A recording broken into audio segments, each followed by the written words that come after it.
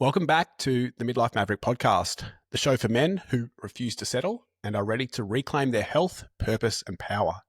Today's episode is a deeply honest and emotional conversation with David Allen Brown. David is a writer, speaker, and a creator of a framework called the Convergent Conversation. But more than that, he's a man who's walked through the fire of losing himself and fought to come back. In this episode, David opens up about what it feels like to slowly disconnect from your authentic self through years of doing the right thing, but feeling increasingly numb. He shares the moment he realized he was no longer living in alignment, the dark place that realization took him to, and the courageous choices he made to reclaim his voice, truth, and purpose, including ending a marriage that no longer aligned. This is a conversation about masculinity, midlife, and the power of speaking your truth.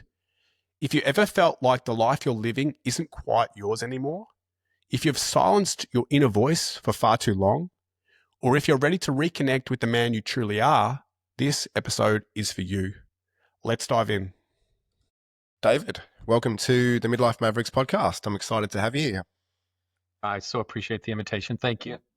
Mate, I'm looking forward to diving into a conversation about authenticity. But before we do, a couple of questions I always like to ask my guests. It sort of kicks off with, if you and I were to be boarding an airplane together, where would that airplane be heading? Do you have a favorite destination, or is there a bucket list item you want to tick off? Oh, I think bucket list right now is probably actually the Far East. I've been really fascinated with people coming back from Japan, and also a friend who went to Thailand, and it's just an area of the world I've never been. And so I think that it's time to put that on the list. I've done some Europe lately, but I think Japan may be the next spot. It surprises me how many of my guests actually say Japan. So many come on and Yeah. Japan is on the list. I've been there a few times for snowboarding and for the mountains, and I've seen like Tokyo and some of the cultural things as well. And it's just a beautiful place. Great people, great food, very clean, and just so much to see and do. I'd love to get back there myself, so that resonates with me as well. Great. I'll check in with you when I make my plan. Thailand's also beautiful as well. I've been to Thailand a few times as well, and just the lifestyle, just kicking back, riding around on scooters. Very slow paced lifestyle, and the weather over there is just insane, and so are the beaches. So I'll come with you to Japan or Thailand, mate, wherever you decide to go. We'll figure it out. If you and I were, sitting next to each other in this airplane and we started up a conversation and I asked you more about like the work you do and maybe what your mission in life is right now, what would you say? Right now, I'm focused on sharing a program that I developed and have published online that helps people recognize and regulate their inner voices. And that's a very specific way of what I do generally, which is that I strive to be a teacher in all the things I do. I mean, my income stream right now is like corporate training, but I've taught high school kids, I've taught workshops, I've taught big audiences and the rest. And so, teaching is really what's fundamental to me. And when I'm aligned, what I'm tend to be teaching is helping people discover what's within them, which I believe is all the answers and awesomeness and a truth that's there to be found. I don't know many people who were raised. I think everybody was born with it, but raised to really explore it or to know how to tap into it, and yet it's still there. And I love helping people find it. Beautiful, mate. I love that. And I think it's such a powerful message, being able to sort of tap into the truth. And I think it's something that most of us probably only do later in life, like you sort of say. Maybe we're born with the ability to do it, but I think we go through those early stages of our life not really questioning it. We just sort of go along with the flow of life, and it takes us on this journey. And maybe it's midlife. It's the crisis point where we stop and start to ask these questions. Yeah. If we were to cycle back, in your early days, mate, like, growing up as a child, what was life like for you? And, were you living an authentic sort of life back then, do you feel? I think yes, to some degree. And I hear what you're saying. There is a point where there's so much trust, and I was very fortunate. I mean, let's be very clear. I was raised upper middle class by United States standards. I was in a blended family, kind of a Brady Bunch situation. There's a throwback, but a blended family, the youngest of 6 kids, 2 adults. My stepdad was a doctor. We lived in suburban Midwest, and so I was child of privilege. And so there was no need for me to be scrappy or have to worry. I really did learn an innate sort of trust for the world and that everything would be okay. That allowed me to be quite authentic in many ways. I I I went into what's the best way to say it? I mean, I was a leadership geek, which is like, I mean, honestly, in school, in grade school, other kids would go to, soccer camp or cheerleading camp. I went to leadership camp, like literal, like my before my last year at school, I went to three of them that were just like back to back. I mean, that was just my thing. And my goal in leadership was, I mean, part of why I was so drawn to it was exactly what I was saying. I learned was my what life's work. Like leadership wasn't take people somewhere. It was use the resources you have to empower other people to discover within themselves or in their communities or whatever it is to help them find their purpose. That connection to leadership has always been the way I've come at it, whether it's for a group or for a cause or for an individual, which is within you is the power. And there's actually an institute and there's a whole movement called servant leadership, which is that you use the resources you have in order to empower and support and raise others up. And I've always bought into that. And so that was pretty great. And I did that as a student for a while. I went off to college I have a film degree. I was going to be rich and famous. And then I shortly came back to Indiana and was like, no, no, no, compelled by some of the same programs to like, yeah, no, I want to do this in a real way. I want to make an impact on people. I went into some schools and did some teaching. I helped create the same programs that I had been a part of. So yeah, there was a real call to sort of authenticity, be answering that call, be providing these opportunities for folks.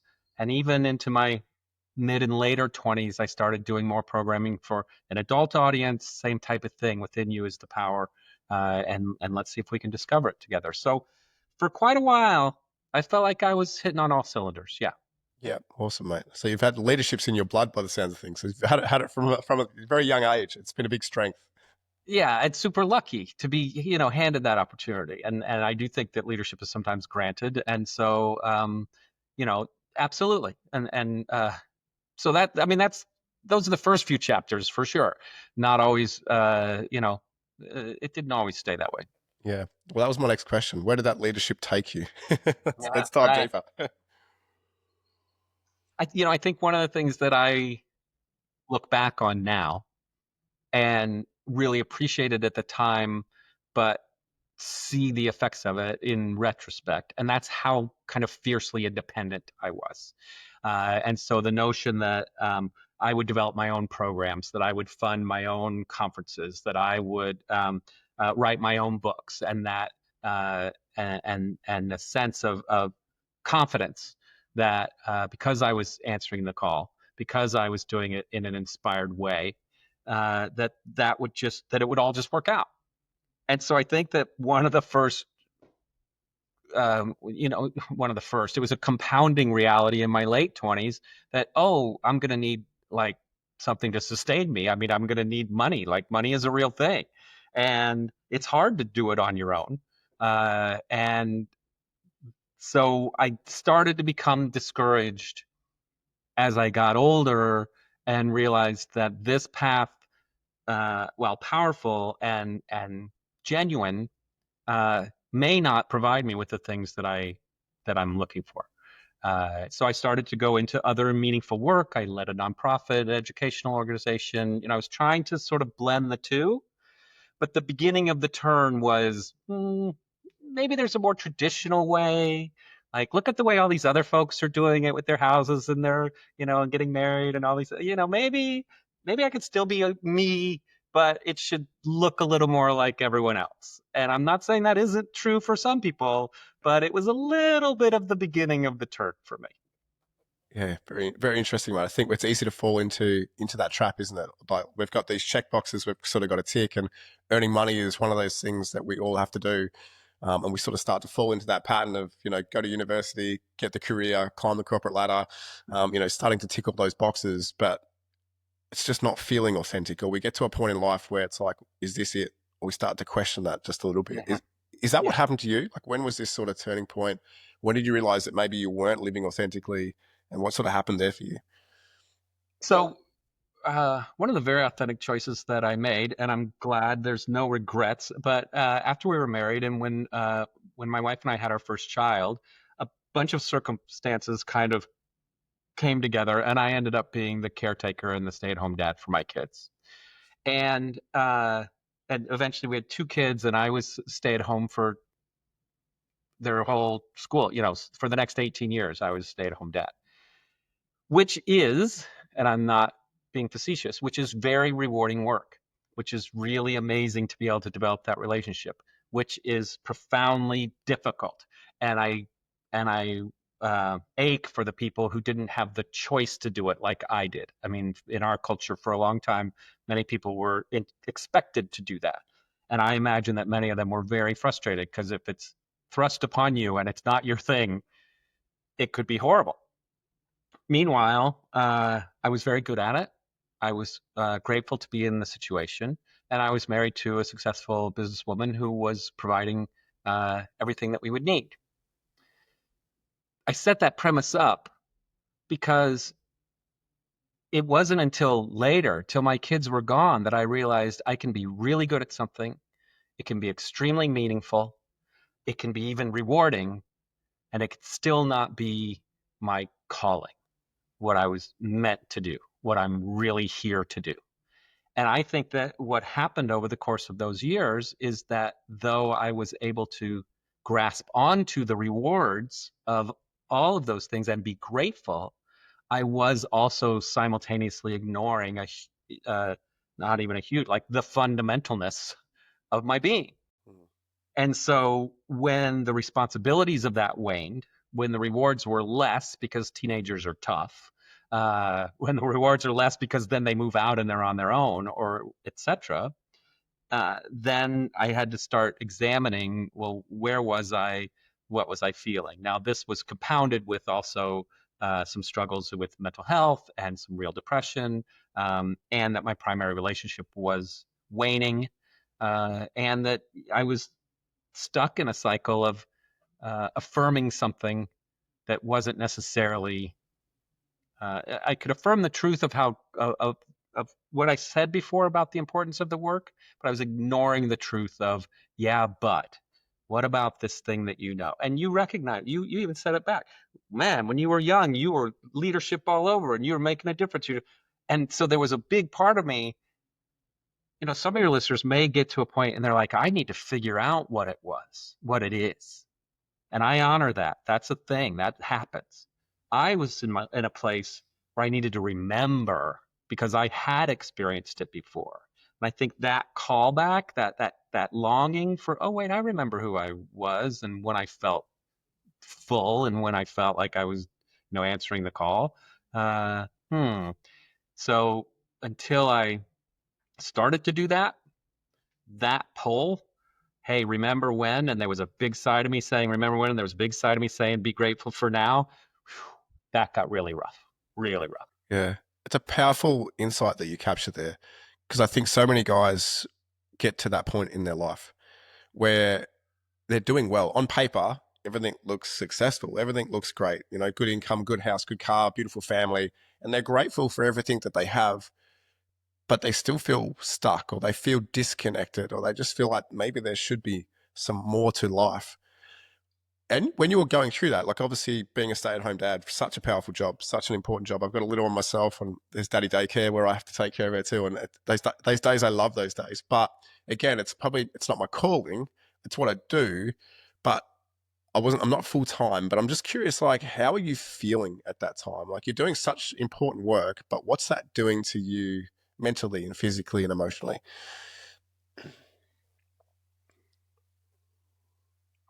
I think the way to sum it up is it was turning me on myself. Like, uh, as a child of privilege, so to speak, and as someone who understood all the tenets of leadership, and then into a spiritual realm, then I really leaned into, so I should be grateful. So I really have nothing to complain about. Uh, I mean, there are people who have much far more difficult situations than me. Um, and then some of the will look at the important. I really venerated these things, but there was this voice in me saying, "Yeah, but." Yeah, but is this real? Yeah, but what did you used to? Yeah, but what's, and so what it created was a real angry dichotomy of, well, why aren't I happy? And the other side of me saying, well, why aren't you making yourself happy? And it was just like, those two sides battled. And so the very real consequence of this denial was was inner conflict almost continually. And it wasn't necessarily that eventually I just wore down. Some people take that inner conflict, they get very angry, or they get very frustrated, or they get very introspective, or they, until all of us go on our quest, our journey, get very stuck. And I think that's what happened to me. I became very stuck. I got tired of the argument. I got tired of neither side making sense anymore. I got tired of the notion that it didn't seem like if I chose one or the other, it would be okay. Like that, you're wrong. I got that sense that both sides are wrong. And so now what do I do? And so I just started to shrink down. I just started to get a little bit smaller and a little bit smaller and a little bit smaller and a little bit smaller. And I just became, um, I became shut down. I mean, depression for me wasn't sad all the time. Depression for me was not feeling anything for a very long time. It was a numbness. Uh, and then when it was compounded with, well, what would make you feel better? And I got to, I don't know. Well, then you throw some despair onto your depression, and then things got a little dangerous. Yeah. Yeah, I can see that. I can really resonate, and I think a lot of guys will resonate. We can get to that point where we feel stuck, and we can have these voices trying to tell us what to do. I sort of get the image of the devil sitting on one shoulder and the angel sitting on the other shoulder, and the battle going Right. on. Um, Right. but a lot of us ignore it. I think a lot of us just try to push through, or we hope that it will fix itself or it'll get better. And like you say, it's not like life sucks. It's not like it's a bad thing. We're still contributing. We're doing great work, but we're still feeling empty. Or as you describe it, it's sort of this numbness. How did you get yourself out of this hole? Well, when I say dangerous, I mean like dangerous thoughts. I mean, I got to a point where I was scaring myself with the ideation of, well, maybe I don't need to be here anymore. That the what's the point became an unanswerable question. And then if there's no point, then why go on? Because this doesn't feel good. This doesn't feel like anything. It feels the rest. And so after a couple of very specific incidences in which I truly was afraid, um, because of the thinking I was having, I decided to find a good therapist. I'd been in therapy before. I didn't realize how bad some of my therapy was until I found a good therapist. But I'll tell you, as good as the therapist was, the other thing that I walked into that office saying was, and I'm going to stop lying. I'm going to be completely honest and see what happens. That's the key. That was the key for me. Finding help, absolutely. But what you were just saying about you kind of plow on and you keep going. And part of that is this belief that externally the answer will come. Externally it'll get better. Externally I'll retire. Oh, sooner or later I'll be in that place I want. My career will show up. My kids will wise up. Whatever it is. And eventually we reach this point in middle age that you and I and our listeners are when we have the choice to say, uh, even if that happens, will I be okay? And sometimes we have to admit nothing out there is the thing that will make me okay. It really has to come from within. And I got to a place where I couldn't do it on my own, but I walked into that office and said, if I put it all on the table, will you help me sort it out? Because I think the answer's in there somewhere. Excuse me. And I can't hear it anymore. I've shut these voices up so much that they're gone. And so help me. Good on you, mate. I reckon just because like it takes such courage and such bravery to be able to admit what you've just admitted, like where you were and where you were struggling, but also to ask for help and to go and see a therapist and to actually want to start to change your life. I think we can get trapped in that downward spiral. And as blokes, we love to think that we can fix everything and that we can do it by ourselves. But I think Right. there's a certain point where we definitely need to be able to reach out and help. And it sounds like, you're giving all your energy and all your love to your kids and your family. And maybe there's just not some coming back, and that support, not really there for you, David. But, you took that on and, you reached out for the therapy, and obviously, hopefully I'm going to hear how it helped to turn things around for you. Because I like that you said there that you wanted to stop lying, or I wasn't going to lie. What were you lying about, or what do you feel you were lying about? The number one thing I was lying about uh, was my sexual orientation. And I identify as queer, which is a broad term because my experience is broad. And my wife knew prior to us being married. I mean, in the 80s, we didn't have all the terms we have now. So it was just bisexual. That was all there was to it. She was like, that's great.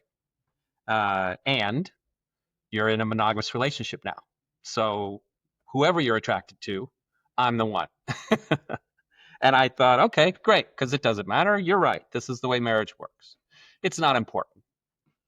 And then a bunch of years later, I discovered it actually is important. Like it's part of who I am. It's an important aspect of my personality. It's an important aspect of who I was. And especially because then came the dichotomy of, but I made this promise. So I can't bring in those elements of my personality.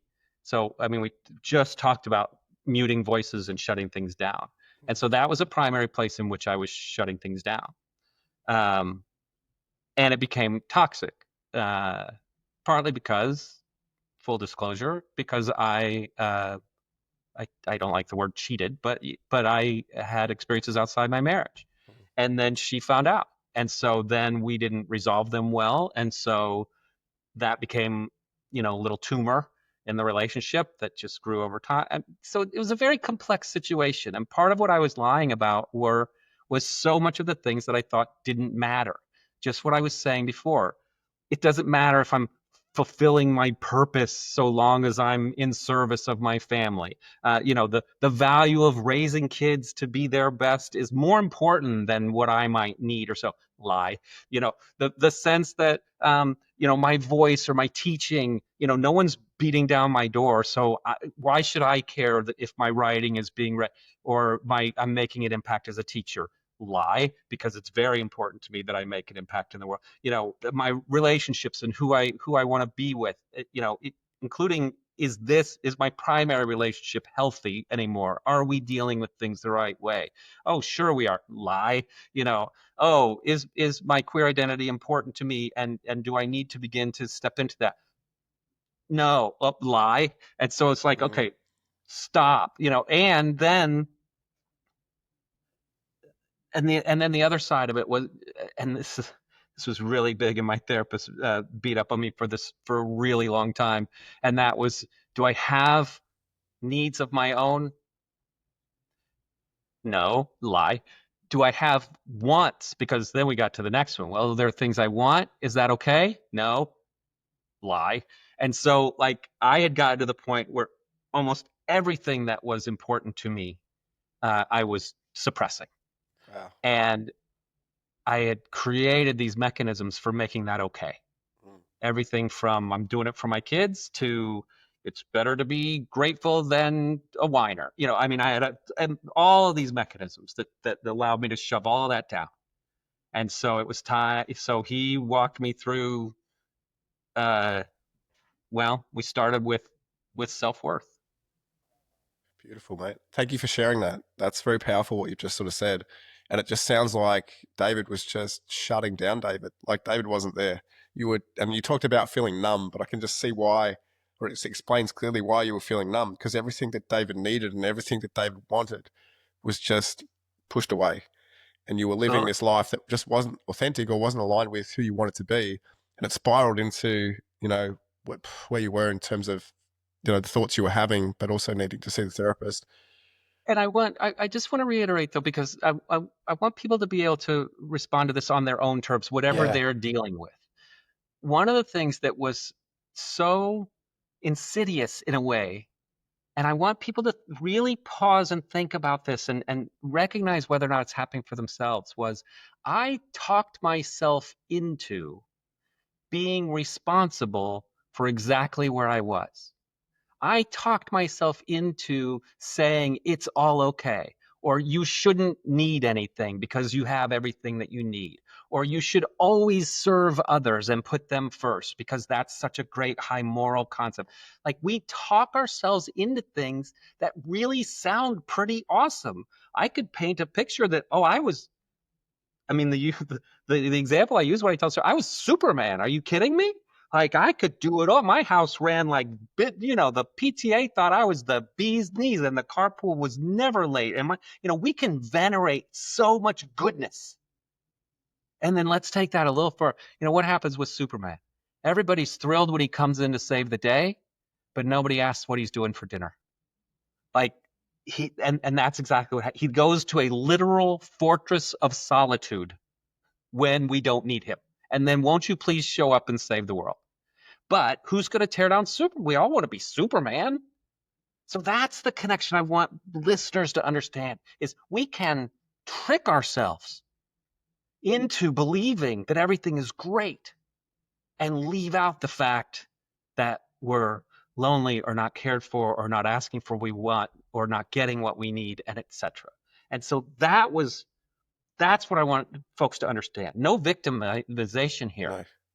It's an understanding that we're very complex beings, and where we come from and what trauma we bring and whatever has led us to this place.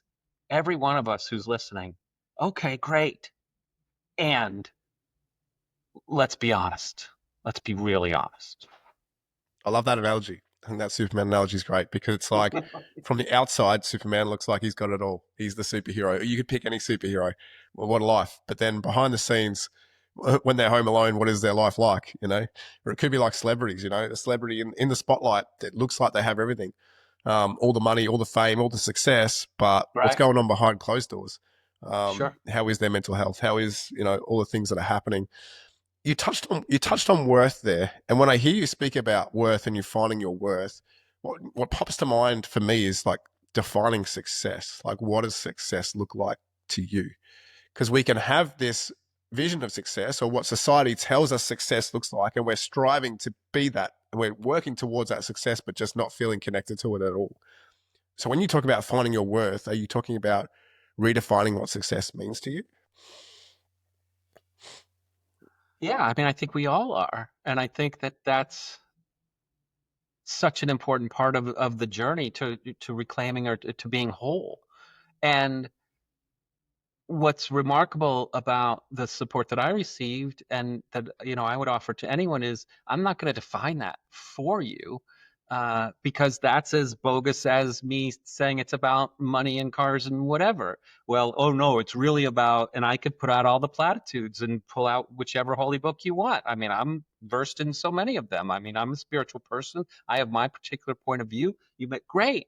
But that's also this sort of external, oh, you're going to, you know the challenge, truly challenge, of discovering what worth means to us is is one of the greatest that we can possibly have. It requires such a huge amount of awareness. It requires a great deal of introspection. It involves being so present in what we're doing, which is which is also a philosophy, that we actually feel the goosebumps when we've done something. That we're open to the energy response that's both around us, in my belief, but also very much physiologically in us. we I did coaching for someone once, and I said, think of a time when you just had your greatest natural high, and it was the next week he had to go and think through, wait, yeah, and really try to pull out a time when that happened, and he did, but that was part of the process of discovering for yourself. Are you even aware when you're happy? let alone when you're struggling or when there's a call to healing or just plain grief or sadness or the rest. And many of us are in, I don't know, reach a place in our lives where that we just can't be bothered to do that Mm. until we hit this sort of midlife stretch when it's like, oh, I can't afford to not do that. Mm. Like I have, and that was me sitting down with help and saying, I can't afford to not do this anymore. Our goal, I think, you and me, is, well, let's get people thinking about that before they get to where I was. Yep. That's what I want people listening to realize is, oh, there's a way to integrate this into your daily experience that can change it, that can bring meaning. I almost said change your whole life, but it doesn't Yep. always mean change your whole life. Mhm. Sometimes it just means recognizing the meaning that is there and allowing that to propel you forward. Yeah, there's this quote that comes to mind. I'm not going to get it exactly right. I'm going to butcher it a little bit, but it's something along the lines of like, to make the pain of making change has to become less than the pain of staying where we are. And it's like we keep waiting until that health crisis, or until we're depressed, or until we're at the bottom, low point of our life, before we actually start to turn things around and start to do. I think some of the powerful work you're talking about there is like that real reflective work. I love that you talk about getting your client to feel when they're most alive, like Mm-hmm. the goosebumps, the energy, Right. and tap into that to sort of think, well, what was it about that situation that gave me that energy? What was the thing that was, the value maybe, the strength that I was using, the people I was around, the relationships, like what is it that brings you that joy?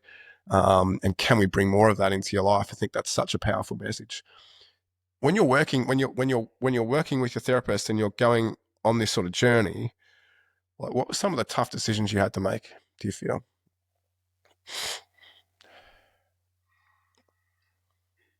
There were internal and external ones. So let's start with where we really began, which was so internal. And then we'll talk about the tough decisions that followed. So one of the beautiful things that happened was uh, I told kind of a story very much like what you've already heard. And his understanding that I didn't have internal affirmation, that I didn't have anything internal that I was tapped into at the time. They were there, and those sides of me coming back to life are part of the story. But at that time, there was a quiet, let's call it a silence within. And so he got to know me, and he talked to me about there were key people in my life, and he said, well, why don't you just reach out to your friend David, for example, another David, and just go to tea with them, or my best friend Jenny, who and well, how did you meet her? And well, she seems to kind of be a fan of yours, or she really enjoyed, and there were maybe at the beginning maybe three people. And so I would do that. He would literally assign me, like, go and, have tea or whatever, and come back and report. And I would say, oh, yeah, it was great. And, oh, and I couldn't believe, but David said this great thing about my writing and the whole. And my therapist helped me understand that nobody has to say those things, and got me to believe that they were true, which I did believe because I trusted these people, and really gave me the good old fashioned, like, well, if those people can believe that about you, maybe you can start to believe that about you. And that honestly became my lifeline. It was slow. I was isolated because of the way I'd chosen to live my life and and to claim that being a male in that role left me alone and isolated, when really I would, oh well, that's just garbage. But that, being able to internalize worth, and I don't and being able to say, whatever comes my way, good things, all of whatever, I am worthy of goodness. I am worthy of good things. I'm worthy of feelings. I am worthy of affection. I'm worthy of love. I'm worthy of time. That was the internal mechanism. Then once I believed that, or was on my way to believing it, then it was okay, hard decisions. So what in my life is providing me with affirmation that I'm worthy, or even more specific things like affection or respect or integrity or opportunity, etc., and which things aren't. And I'd already made the commitment not to lie. And so I had to be very real about that, to the degree where after 23 years of marriage, I mean, we dedicated ourselves to some intensive work to see if it was something we wanted to work on. I know that's weird to say, but it was very much like we did enough therapy to decide, couples therapy, to decide this may be out of our reach. Maybe we just want to try to be happy a different way rather than an hour a week for the next who knows how many years, and the struggle. And there were some deal breakers that maybe were never going to be resolved. And like it just looked difficult, to say the least. Maybe we want to try being happy a different way. Maybe we're both, I do believe this was mutual, maybe we're both worth aiming for happiness and the things that we need, and affection and opportunity and interaction and the rest. Maybe we're worth that right now, which is a huge thing to say in America. Maybe we should aim for happiness instead of saving our marriage. Okay, that took some time. I still really appreciate the way that you talk about it. Like, I can really see the amount of thought that's gone into this. Like, it's not just, it's not working, we're ending it, or it's not working, we're just going to keep pushing through or grinding through. You've gone to therapy, you've tried to fix it, you can openly talk about it. And it was obviously a huge, challenging part of your life. Like, I'm sure there was so many emotions going on with all these things happening, and you're still trying to find out like who David is and what's David's worth and where's he heading. And it seems like, you know, there's still a lot of negatives coming through, or you're having to break through these barriers or these walls to really discover, well, what is authentic David? Well, who am I, and what do I really need? I Yeah. think that's powerful work, and that's hard for a lot of men to do, a lot of people to do. Like, we just get comfortable and we just get, okay, it's easier to stay here than it is to make that change. So what helped you to be able to do this? What was driving David to do this? First of all, I want to just acknowledge what you're saying, because it's so true. And it can be so much easier in some ways to just knee jerk, or to just be like confident that this is the right thing, and to just like plow on and say, and even to some degree as a spiritual person, to turn it all over, say I don't need to do anything because it'll all be fine, because I believe that that's the way it's going to work out. And whatever mechanism you end up falling into, whether it's the emotion of my depression expectation, or the action of like just plow through, or the piety of it'll all be okay, that's all still being very stuck. And so I'll tell you one of the most profound things that happened, and I want to carry on a string of thought that you just introduced. You said the phrase, and all these emotions are coming on. Okay, so listen to the story. Went from having a place of feeling nothing to, through a series of events, opening the door and suddenly feeling everything. And in huge, intense blocks of anger and sadness and joy and elation and love and affection and emotion. I mean, it's over time, this stuff is poor, and both physiologically, because a lot of this is chemical, but also psychologically, like all of a sudden it's like boom, huge, attorneys were involved. I mean, our divorce was as kind as it could be, and attorneys were involved. I don't know if I need to say more than that. Do they go The bottom line is together? there was a thing that happened that was maybe the most angry I've ever been in my entire life. And it was based on the first attorney, who then subsequently got fired until I got the second attorney. And I mean, I was like, and I told my kids later, you've never even seen me that angry. So, and I'm calling people, and like calling my brother, like, what do you do? Like, what do you do when you're this angry? Like literally, like, what do I do for the next couple of hours? Like, I can't, and I was running at the time, went for a run, all that. So yes, here's all of this happening.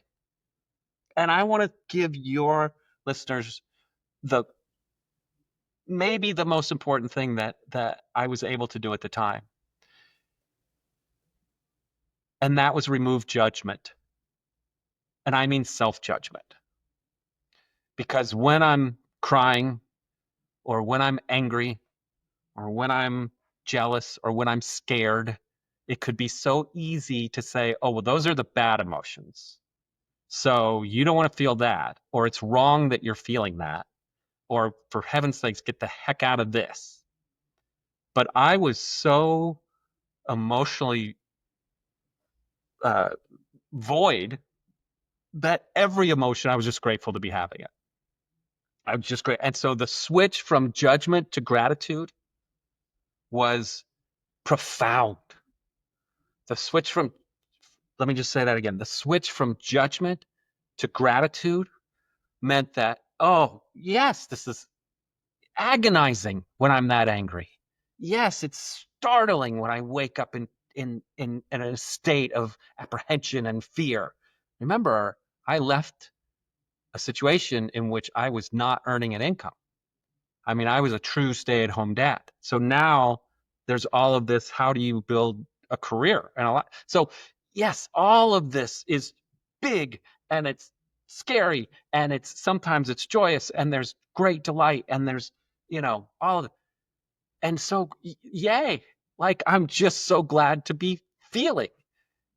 And that was a huge difference. And I think that as people think about going through this journey and making, and I'm automatically doing it. I almost said making hard decisions. Well, that's a qualifier. Making decisions about what's best for them, experiencing their feelings, seeking solutions, striving for understanding.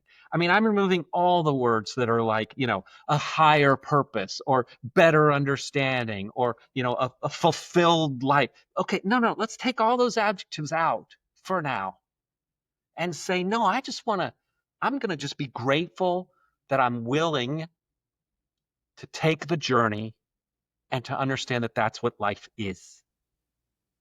In a world in which we're told that the destination, or even, that the destination, including this stop I'm at right now, is life.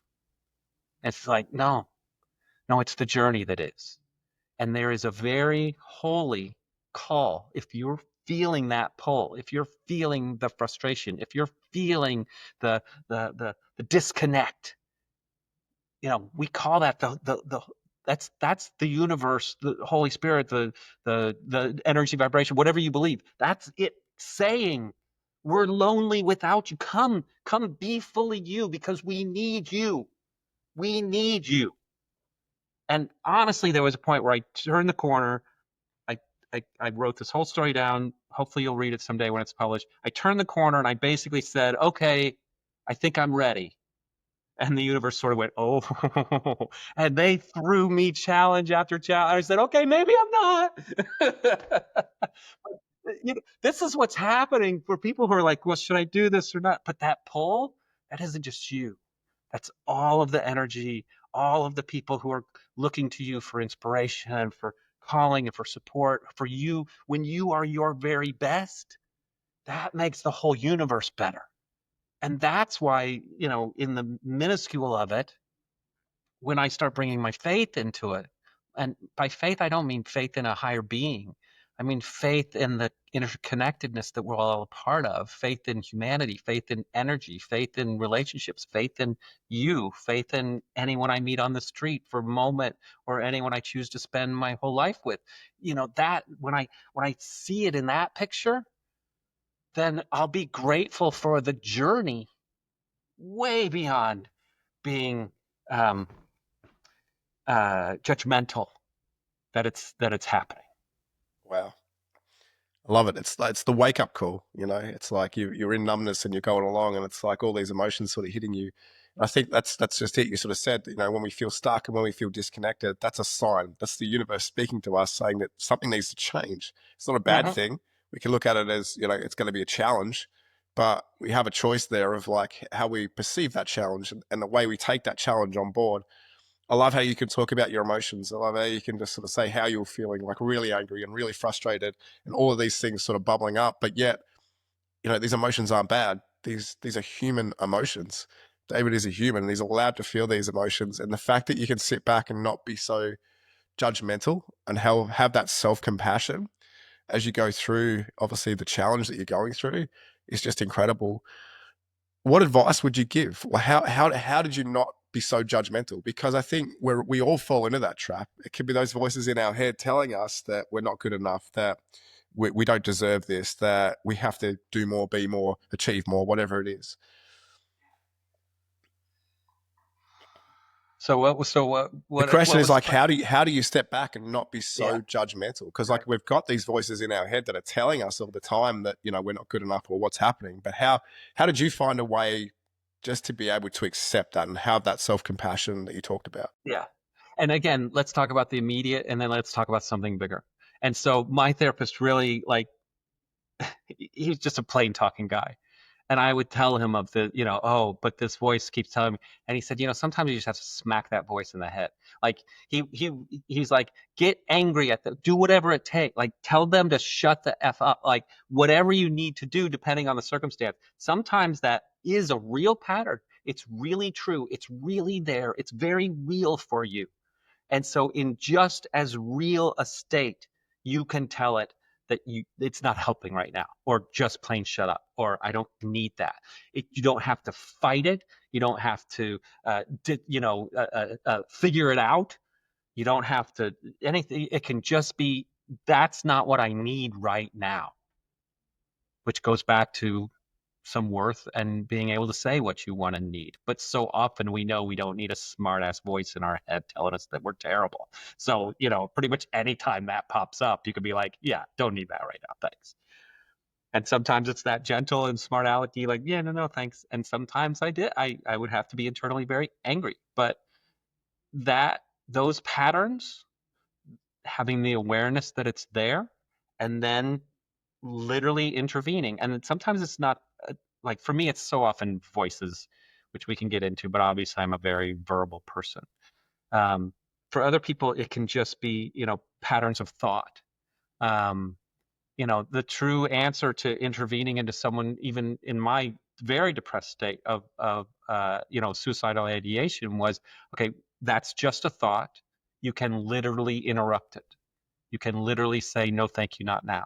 You can literally turn to something else and find a book or something beautiful to focus on, or someone to talk to, or whatever. And that's a skill that takes practice. Starts with awareness, goes to practice. So that's the internal one. That's the like, how do you get yourself out of a bad situation?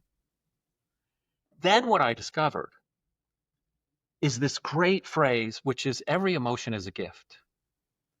And when we begin to realize that, the gift of anger is action, and the gift of happiness is affirmation, and the gift of sadness is compassion and a depth of love. And there's a whole spectrum. I mean, and I mean, I added a few of my own words, but you can Google this and find the literal wheel of emotion, and then you'll find the one that says, and this leads to this, and they're out there.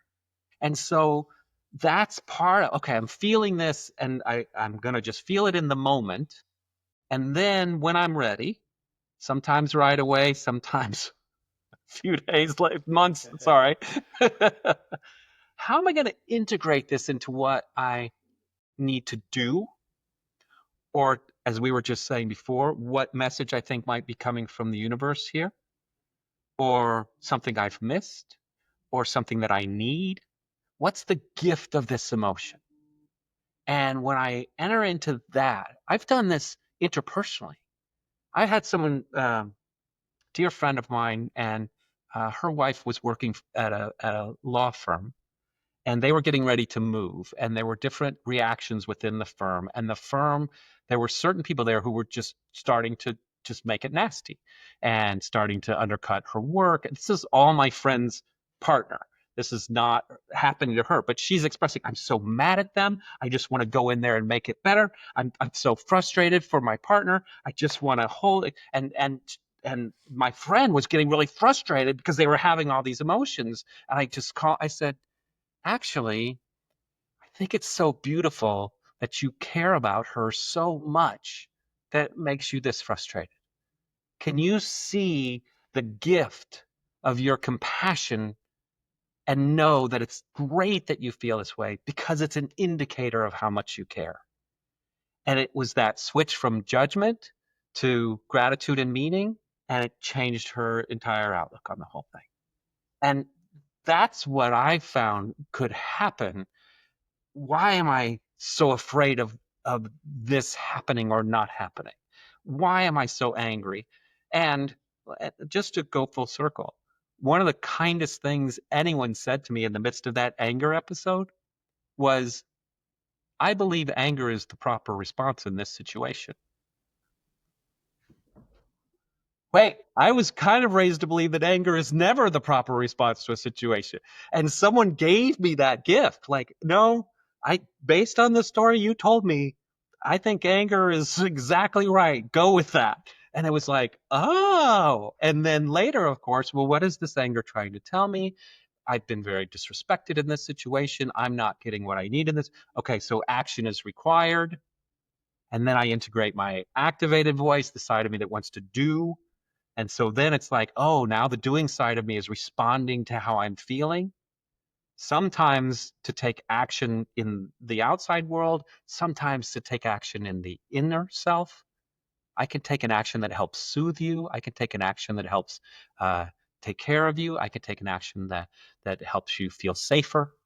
Okay, so then suddenly this integration happens between these two sides of me. And hear what's happening. Before they were pulling, now they're integrating. Yes. Wow. Big step forward. Big step forward. Thank you for sharing that gift with us. That was awesome. I love that because I don't think many of us sit back and think about those emotions. Like, we're angry, we're frustrated, we're happy, whatever we're feeling. Like, okay, yeah, but I don't sit back and think about them as a gift and what they're trying to tell me, those emotions. And like I said, we can be very judgmental when some of these emotions come up, what we're perceiving as bad emotions, or I shouldn't feel this way. But in a way, it's like we talked about being stuck or being disconnected. It's a sign that something needs to change. And all of these emotions are giving us feedback or giving us this, okay, something's maybe not working the way it should be. And what is that? Being able to reflect on that, being able to sit with that, being able to process that, just incredible. And like, Including, by the way, the joyous ones. yeah, Happy and yeah, elated and thrilled and all of those things too. I had to overcome the notion I would beat up myself because I wasn't happy all the time. And I had to get to the understanding happy is not our natural state. Our natural state is very neutral. Think about meditating or when you're trying to get to sleep or, just even, just when you're driving your car, you'd much rather just be doing that one thing rather than being bombarded with emotions. Emotion, even the joyous ones, these are signs too. It's not what we're striving for, it's what we experience and then again integrate. Oh, this made me feel really great. Oh, I mean, I remember very early on in my speaking career being in front of an audience and diverting into a truth that was not in my plan, but just something I was very inspired to say based on something that had happened earlier, and feeling the goosebumps as I was doing it in that moment on stage. And I'm still performing, but a part of me is cataloging, like, we need to come back to this moment, like, something's happening here. And so later in life, I'd completely forgotten I could do that. So then I started reintegrating those two things. Excuse me. And then of course the third thing, which is what we've been floating around here the whole time, which is, inspiration and a higher power and a greater sense of purpose and what we're here to do for it. So that's where the inspiration, the spiritual, and I know I'm using a lot of different terms for that, and that's because I do. I'm not starting a church. I help people. Everyone self-defines what that is. And I love the 12-step program just phrased just higher power, like whatever however you perceive that to be working in your life. Great. Let's integrate that too, because it's super important. I like it. You talk about these voices, and I know you've got like there's 3 different voices that you talk about. Can you go a little bit deeper into that and define that a little bit for us, and maybe like where these voices show up? So this is the basis of the program that I've written, which is called Convergence. And it is about those voices coming together. For me, it's entering into like a literal conversation in my head. Some people do it a little more thoughtfully. Some people do it with journaling. I mean, there's lots of sort of variations. But it took a lot of really research and experience for me to come down to those 3 places: that instinctual emotional self, the activated with some intellectual self, and then the higher power, the inspired divine self. And part of it, there are stories for how each one of those sort of popped into my life, and especially as I after therapy and started to reclaim this sort of methodology. And so integrating them really is a process of almost just checking in. How do I feel? Uh, and wanting to, again, that very much an awareness. Whether it's how do I feel and do I need to take action in order to resolve that? Is there something I can do? One of the most profound things that struck me was the great phrase of, you can't think yourself out of a bad mood. Like it's not, and this isn't a euphemism. This is literally how our bodies work. Therapists will tell you you have to change what you're literally doing in order to change your body chemistry. You cannot intellectualize yourself into your body chemistry changing. So in a very real way. So that helped me understand, okay, action is required. It also helped me get out of like I say, that sort of pious stuck. I speak to a lot of progressive congregations, and I've done consulting work with faith organizations, and that gets me close to some truly ordained ministers, which I'm not. But there's a term for this. It's called spiritual shortcutting. And it's I don't need to feel that, or I don't need to take responsibility. God's in charge of that. I don't need to see the person who's ailing on the street. I don't need to, I don't need to do charitable work. I'll just leave all that up there. And whether you're experiencing that in a bigger way, like societal way, you're avoiding your responsibility, or in a personal way, like I was, which is, oh, I don't need to address my issues or my feelings or my numbness or whatever. Oh, that's, so I'm, as long as it's there, as long as, God will take care of that. I'm worthy. I'm sure I'm worthy because I read that in a book somewhere. And it was like, oh, how do I feel about that? Well, I don't feel very worthy. I feel kind of crappy. I feel like I shouldn't, well, why is that? Oh, well, maybe we should take some action, like have lunch with a friend who can help reassure. So it just, in very natural ways, it became clear to me that these were the 3 aspects of, again, what I call the human experience.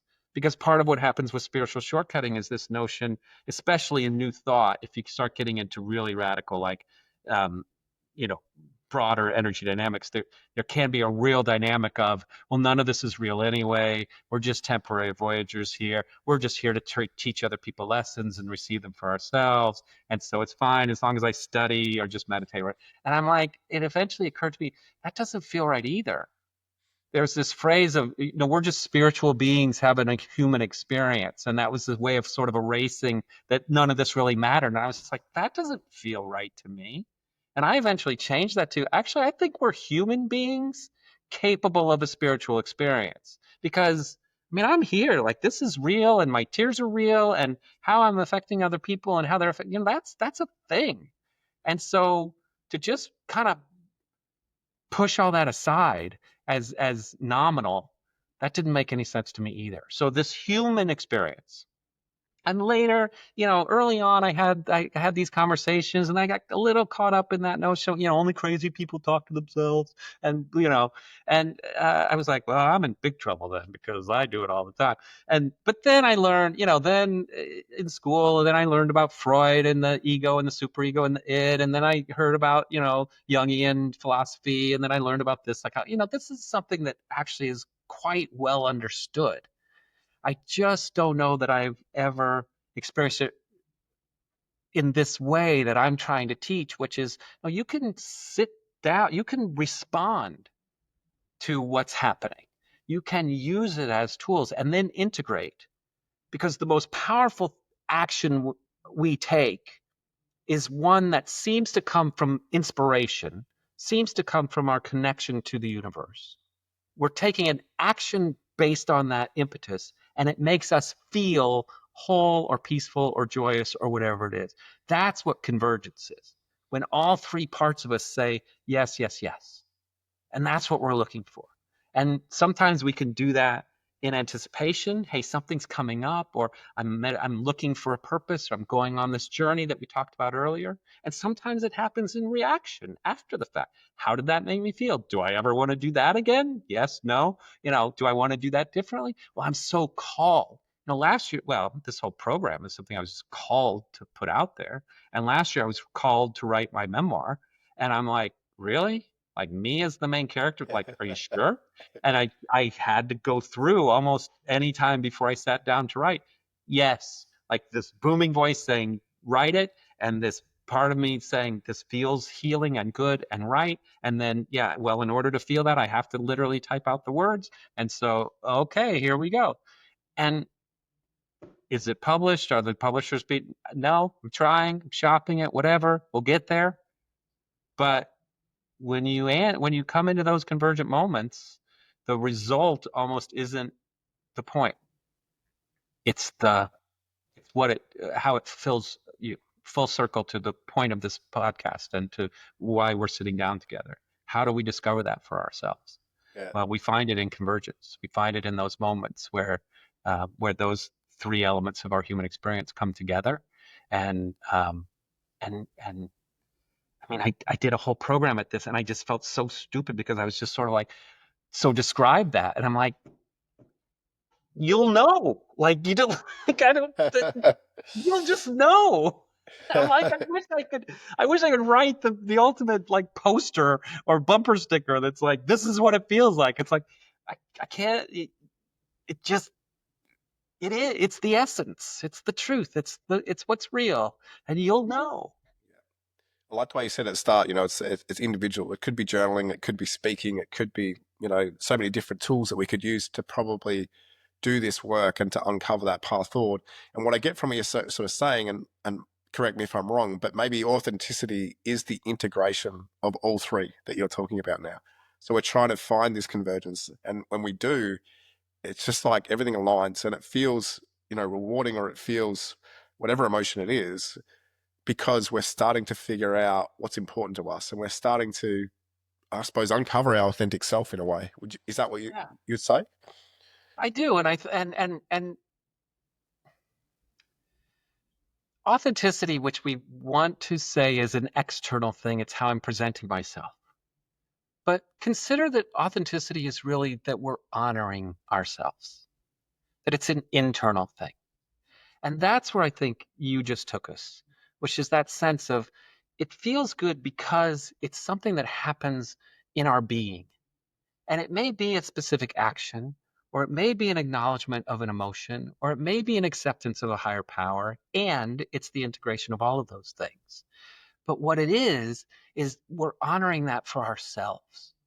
And where I continued to be frustrated before, where many of the people listening might be frustrated before, is either tell me how I'm supposed to feel, or I'm blindly reacting with feelings that I don't understand. Just keep going with whatever I'm doing because I don't know how to do something different. And yeah, I think there might be a God out there somewhere, but I have no idea actually how it works in my life. And so this separation instead of the integration. And the authentic self is finding that integration. And it's not, to me, it's an honoring of how the whole universe works, but it's also just a very much an honoring of this is how I feel, and I love myself because of it. This is what I'm doing, and I'm doing it in a loving manner. And this is why I'm doing it, and it's because I believe in the power of love. And so when those things integrate, then we found the convergent moment. Then we found our authenticity, because that's what we're meant to do. Yeah, awesome. Two things pop into mind when I hear you say that. And one is like, how has this changed you on the journey that you've been on now and where you are right now? But then the other thing that I want to put on the table now, and maybe we can answer that a little bit later, is just like, where can someone start with this? Because what you sort of said there about, I think just with a lot of guys, we get that sense that something needs to change, and we want to be able to connect with this, and we want to be able to find a path forward, but we just don't know where to start. Maybe we're feeling numb, maybe we're feeling disconnected, and we can't feel these emotions, or we can't express these emotions. So I'm just curious about, is there a tool, or is there something that you could offer to the listeners that might help them there? So I suppose it's a two-part question. Where is David now with all this stuff? And what advice would he give to someone just starting this journey? Where I am now is taking sort of bold steps forward with a great deal of faith and releasing a lot of the need to control or to know all the answers. One of the things that a program like Convergence does is it gives us a daily tool for finding that authenticity in the midst of whatever's happening. As I rebuild a new career, as I've just relocated to New York City, as I've re-entered the world of social interaction, as I've learned to honor the things that I want and need and all of those things, with big question marks about all of the standard things about, well, career and how you're going to make your money and all these different things. That's literally the result of me integrating what am I supposed to do? How do I feel about it? And do I feel like it's going to be supported no matter what? Like, it's just, I almost had to pull myself back from the note, every day doesn't have to be an adventure. It can be, but that's where I started to get to a point where I was just so drawn to that pull. When I finally answered the call, it was like, oh, you just get hungry for, oh, great, I want it more and more and more. And I got to a point where I had to almost rein it in. But that's amazing. Think about a life in which you are so drawn to. There's so much wonder, so many things that could happen, so much opportunity. And so where does that both come back to for me and possibly be a starting place for the folks who are listening? And I'm going to go somewhere, and I just want I want your audience to just be honest with themselves and see how this feels for them. I just alluded to it a moment ago. I always get here, which is there is one solid truth in every aspect of the human experience. And that is our desire to be unconditionally loved and unconditional loving. Within each of these elements of the human experience, there is a thread of unconditional love, which is not always at the surface. But through practice and intention, we can make it the foundation of what we're doing. Think about what we've talked about in the last hour. I can have emotion without judgment and still love myself in the midst of it. That's extraordinarily powerful. I can forgive myself, and I can know that I am worthy in spite of anything that I'm feeling and may have been told that that's good or bad or indifferent. I can take action. I can go out into the world doing whatever I'm doing, not changing my job or my house or my commute to work, and I can infuse a loving presence in what I'm doing. Here's an easy one. First place to start. I can drive to work, and every time I come to a four-way stop, I can say a prayer or send unconditional love to anyone else at the stop sign. That's it. And then just go about your day. That's just a great place to start the awareness of I can be in the world doing with unconditional love. And I can accept that the energy that I keep alluding to, the higher power, the divine, the inspiration, is really the incredible energy of unconditional love that surrounds us, that we have access to at all times, at a place that is from outside of us. We integrate it into us, but the inspiration is that it's around us. And I can create practice, and there's lots of ways to do it, that reminds me that from the ether, from the energy, there is the ability to invite in and accept unconditional love. And so if people, no matter what the circumstances are, or the feelings or the emotion or where they are, if you're ready to move forward, then consider the fact that this truth of the power of unconditional love integrated into your life in the simplest of ways might really be what allows the door to crack open, that begins to give you the confidence and the security and the peace of mind to maybe explore a little more and explore a little more and go to those places that may have scared you before, because now you're going to know, wait, there'll be love there. It's scary, but there will be love there. It's hard, but there will be love there. I don't know what's going to happen, but there will be love there. And you find that with practice, you begin to integrate that, and it becomes, I don't know, the substance that is the fuel. It becomes the grease that oils the hinges. It becomes the blanket we wrap ourselves in. I don't know. Pick your metaphor. In a way, would you say that just like building that awareness and having that love and recognizing that it has the ability to change those inner voices that we talk about, or those different voices that you sort of talk about, and then that energy that comes from those inner voices is what creates such curiosity and creates more love and creates more energy, which just helps to guide us on the journey where we're going. Yeah. Absolutely. Yeah. Because here's the caveat to the whole thing, which I discovered too, and which people will. If those voices have been neglected or wounded or are carrying trauma or have been quiet for a long time or have have unresolved whatever, then there's a really good chance they might be really spicy at the beginning. And you might be like, wait, who's this voice? Like, oh, that must be some outside voice who's like, it turns out it's not outside. I promise it's one of these three. But yes, it may need some nurturing. It may need some reminders. And the ultimate balm for all of these things is the knowledge that you're still worthy and lovable and loving. And so exactly what you said. So yeah, be aware that there will be rough spots. And that's why I believe that one truth is so fundamental and such a great place to start. Yeah. Thank you, Dave. That's great. I'm just impressed by how you conduct yourself and how you share this journey and you share this story, because a lot of what you talked about, I think a lot of people would struggle to open up and talk about the struggles and challenges and stuff you've been through.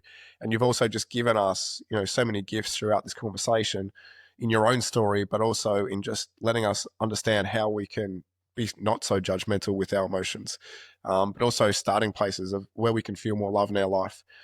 There's simple things that we can do in a daily practice that can just make such big, significant changes into our physical, mental, and spiritual side, which is, just very impressive, mate. Is there anything else you want to share with my listeners as we sort of come to the end of this episode? I just hope I didn't make it all sound really easy. No, not at all. Yeah, okay, good. It's a process, and that's the point. Take the journey, release judgment of even outcome day to day, and still find love there no matter what. And love your journey, I guess, is the bottom line there. Yeah. You didn't make it sound easy, mate, and that's what Okay, I liked about what you did say there too is like when we reflected on like where David is right now. It's like you're still on this journey, you're still learning, you're still listening, you're still making changes, you're still trying to figure out the direction you're heading, and you don't have all the answers, you don't have all the solutions, and you're not here to preach and tell people this is the way. You're just asking such powerful questions and giving people permission to feel and just find their own path forward, which I think is just super powerful in this day and age where we're so good at doing and maybe not being. It just changes the pace a little bit. And I really appreciate that because I'm guilty of that myself as well. So to hear your journey and to hear how you've managed to walk your way through that has given me insights into areas of, where I might need to pay more attention. And I don't think it's going to be easy, but it's what an amazing phrase you just dropped out of there so humbly. We can be so good at doing and not so great at being, and that's something your listeners should hear and just really just tuck away in their pockets and think about it in times when it seems really tough. Am I just doing or am I being? yeah, yeah. Awesome, David. Thank you very much. If people want to learn more about the work that you do, learn more about Convergence, whereabouts can they find you? You bet. So the best place to start is the website, which is davidallenbrown.com. I'm sure it's in your show notes. Yep. Note the middle name. Some people want to put 2 L's in there, and it's David Allen, ALAN, brown.com.